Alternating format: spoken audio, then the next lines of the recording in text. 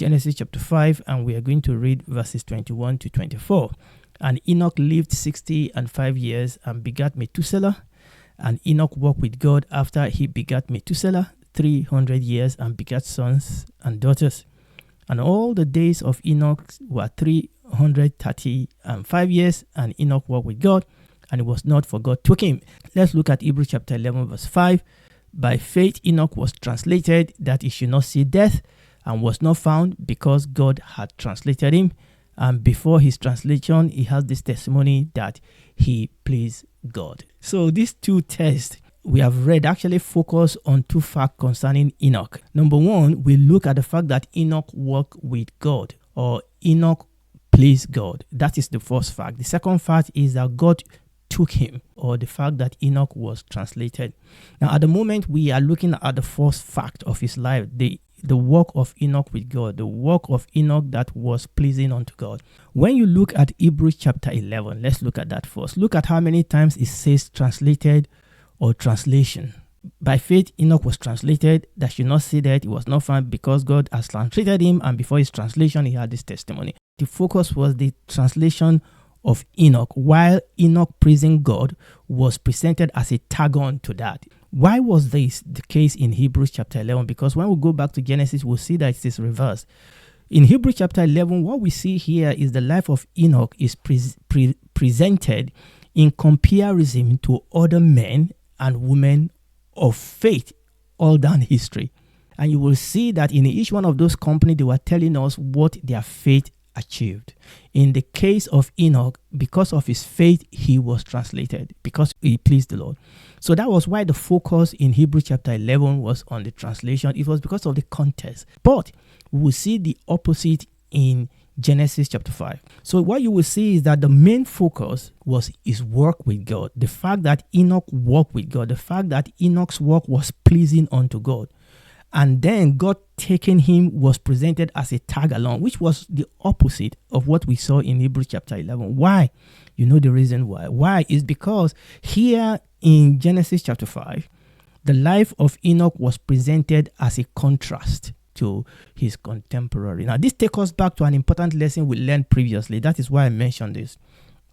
The fact that as we move away from Genesis chapter 1, or I should say from Genesis chapter 3 really, as we move away from Eden, the trajectory of the story of human is that of general moral and spiritual decline. It was a downward trend away from God into evil, into wickedness, into darkness. What we saw in the history of human down from Genesis chapter 3 was actually a downward trend from bad to worse. The history of human went from perfection, Genesis chapter 1, chapter 2, and to the bad, and then to the worst. And almost everyone became corrupt, and only few people actually were righteous. Only few people walked with God. Few people like Abel, like Seth, in this case, Enoch, and then we are going to come across Noah. These were the men that walked with God, and that was this environment in which the story of Enoch was presented. We saw Seth in a couple of episodes back. Seth witnessed a growing corruption of human race in his days, and he called his son Enoch, weak, feeble, frail, mortal, miserable man. And we also saw Enoch himself. He named his son Methuselah, a prophetic name that points to the coming flood, the flood of the arrow of God's vengeance against this growing corruption of human. And now, what's my point here? What am I trying to push here? What am I trying to explain? Enoch lived a life that was pleasing to God. He was God's man in the middle of a morally crooked and spiritually perverted generation. His life was shining brightly in a world that is progressively going away from God, a world that is progressively dipping into darkness and evil. And in a world that was walking away from God, and in a world that was walking against God, we were presented with the life of Enoch, who walked with God, not walk against him, not walk away from him.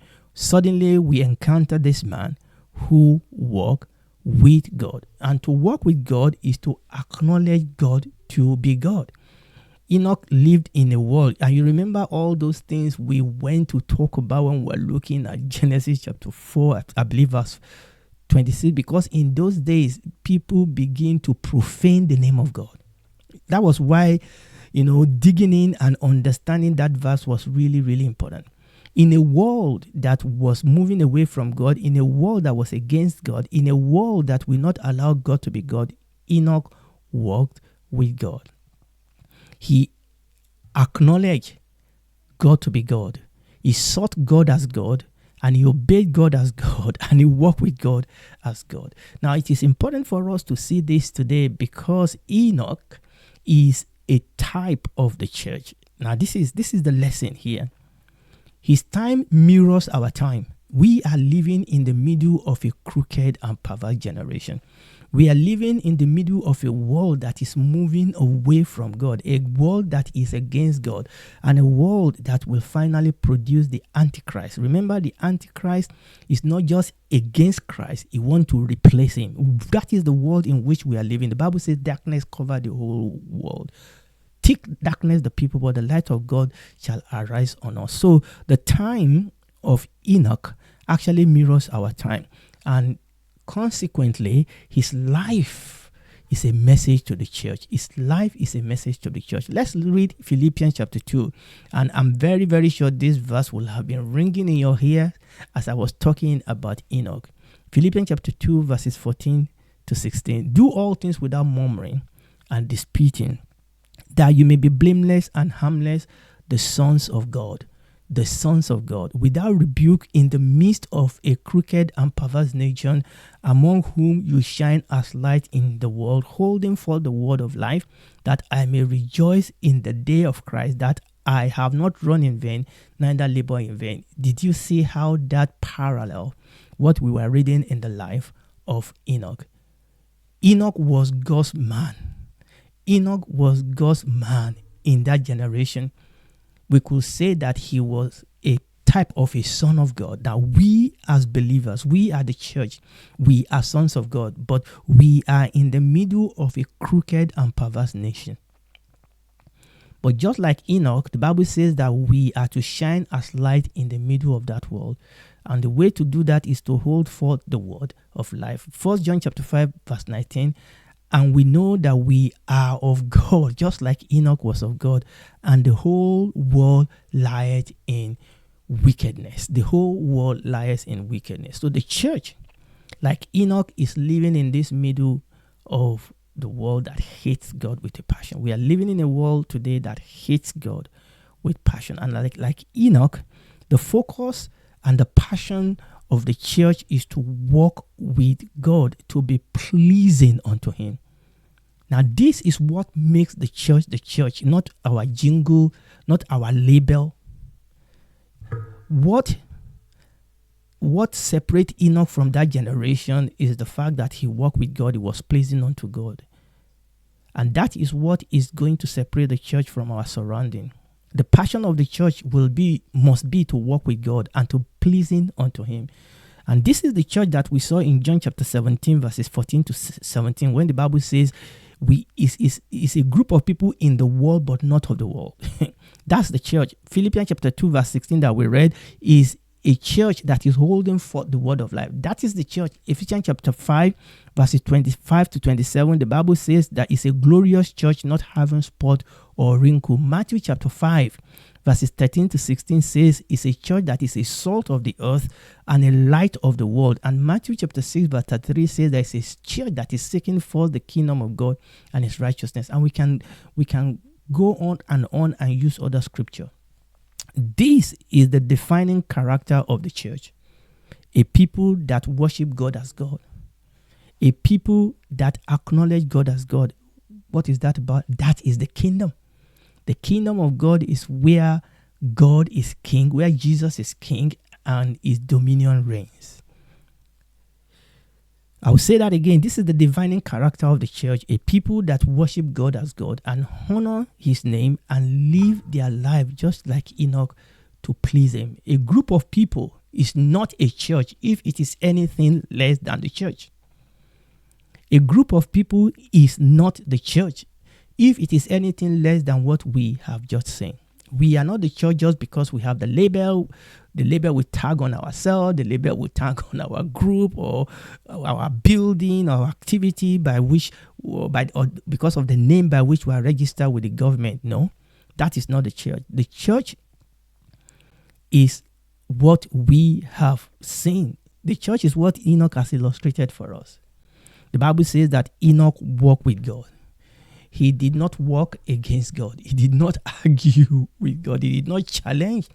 He did not compromise the truth. He did not question the validity and the reliability of God's revelation of himself. Enoch did not revise God's revelation so as to agree with the ideologies of his days. Enoch lived among apostates. Enoch lived among agnostics. Enoch lived among atheists, but he walked with God. He believed God. He worshipped God. He honored God. He trusted God. He obeyed God. Unfortunately, today there are so much today that claims the name of church or the name of Christianity that are anything but the church of God or the people of God. Let's read Philippians chapter 3. Philippians chapter 3 verses 17 to 19. Brethren, be followers together of me, and mark them which walk so, as you have us as an example. For many work, of whom I have told you often, and now tell you even weeping, that they are the enemies of the cross of Christ, whose end is destruction, whose God is their belly, and whose glory is their shame, who mind earthly things. Let's read Jude chapter 1, just one chapter, verse 4. For there are certain men crept in unaware, who were before of old ordained to this condemnation, ungodly men, turning the grace of our God into lasciviousness, and denying the only Lord God and our Lord Jesus Christ. There's so much that is presented itself, that is parading himself today as church, that is parading itself today as Christianity, but is anything but the church of God. He said, for many, even in the church in those days, he said, for many, he said, they are the enemies of Christ. Oh, how we have that. They are on TV, they are on social media, they walk the corridor of power. There's nothing wrong with social media. There's nothing wrong by itself in the corridor of power, but there's so much wrong gospel today, another gospel today. A gospel that wants you, to be like the world, that compromises with the world. A gospel that wants to walk against God so that it can walk with the world. But we didn't see that in the life of Enoch. And that Jude chapter 1 chapter verse 4 talks about the fact that these were ungodly men. He said they deny the only God and our Lord Jesus Christ. I still don't understand why some people want to claim the name of Christianity, but they deny the Bible. They deny the revelation of the scripture. They deny the revelation of God himself. They are twisting and turning the scripture to their own destruction. They are cutting out things from the scripture. They are smuggling their own interpretation into the scripture. Eisegesis, we call it. They are reading things into the scripture. They are twisting revelation. And yet they want to be called Christians. And this is what the Bible is saying here. They deny somebody says a Christian and he say you don't have to believe that Jesus died on the cross. They deny the very center of faith. This is why the life of Enoch is a message to us today. Enoch lived a life dedicated to pleasing God. And we must too. 2 Timothy chapter 2 verses 3 to 4 says that, thou therefore endure hardness, as a good soldier of Jesus Christ. No man that warreth entangleth himself with the affairs of this life, that he may please him who has chosen him to be a soldier. Obviously, this was talking in the context of soldiering, which we are as Christians.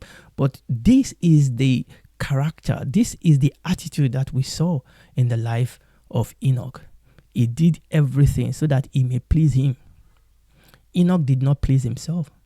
Enoch did not please his flesh, his own passion, his own desire. He was not the God of his own life. Enoch did not live to please the world. Enoch did not live to please the pleasure and the ideology of the world. He did not yield to satanic deceit and lies, satanic intimidation and threat. Enoch did not prostitute the truth for fleshly gain and recognition. Let's read Galatians chapter 1, and we're going to read verses 9 to 10. As we said before, so say I now, if any man preach any other gospel unto you than that you have received, let him be accursed. For do I now persuade men or God? Do I seek to please men? For if I yet please men, I should not be the servant of Christ. There's so much gospel today that is all about pleasing the world. We call it seeker-friendly, whatever that means. Oftentimes, what we call seeker-friendly is tantamount to pleasing men. It's actually tantamount to twisting the scripture. 2 Corinthians chapter 2 verse 17 says, for we are not as many as corrupt the world. Oftentimes, what people mean by seeker-friendly is corruption of the word of God. We are not as many, see the word there, many, which corrupt the word of God, but as of sincerity, but as of God, in the sight of God, speak we in Christ Jesus. Now, when we present the scripture, when we present the gospel, obviously we want it to be relevant, but we cannot corrupt. We cannot twist the word of God so that we can make it palatable, so that we can make it acceptable to people. No. We can use a medium that people can relate to, yes, but we cannot prostitute the truth. We cannot water it down. We cannot pollute it. The gospel is the gospel. Unlike many so-called Christians today, whose God is their belly and who mind earthly things, Enoch pleased God. But we saw where we read that Enoch was only able to please God because he was a man of faith, because he walked by faith. And that is the way, and that is the only way you and I are going to be able to please God. Just like Jude tells us in Jude chapter 1 verse 3, he earnestly contended for and defended the authenticity of faith in God. 1 Timothy chapter 6 verse 12, he fought the good fight of faith. Hebrews chapter 10 verse 35, he cast not away therefore his confidence in God. Romans chapter 12 verse 2, he did not allow the world around him to squeeze, intimidate, and manipulate him into his own mold. He let God remold him from within. And that, obviously, you see, I'm using New Testament to explain Enoch, but this is our character. This is what God has called us to do, to be, and this is what we are learning from the life of Enoch. Enoch diligently sought the Lord so that he could please him. So we are going to read Hebrews chapter 11, verse 5 again, and this time I'm going to read it with verse 6. By faith, Enoch was translated that he should not see death, and was not found because God has translated him. For before his translation, he had this testimony that he pleased God. Verse 6. For without faith, it is impossible to please him. For he that cometh to God must believe that he is, and that is a rewarder of them that diligently seek him. Now, the question we are going to ask ourselves here is, what does it mean? And what does it take to diligently seek God? I think I'm going to have to stop this, but I will just say one or two things as an introduction and we'll pick it up here. So the question is, we have read it here, reading Hebrews. The Bible says that without faith, it will have been impossible for Enoch to please God. Enoch pleased God. He walked with God, so he pleased God, and he was able to do that because he was a man of faith, because he walked in faith. Because the Bible says without faith, it is impossible to please God. He that comes to God must believe that God is, and that he is a rewarder of them that diligently seek him. So Enoch was a diligent seeker of God, and that was the only reason why he could please God. Now, when you look at the original word in which the Bible was written in Greek, that word diligently seek, that word in the original that was translated diligently seek was actually one word in the original. And it was a very strong word. It has a very strong expression. And the English try to bring it out.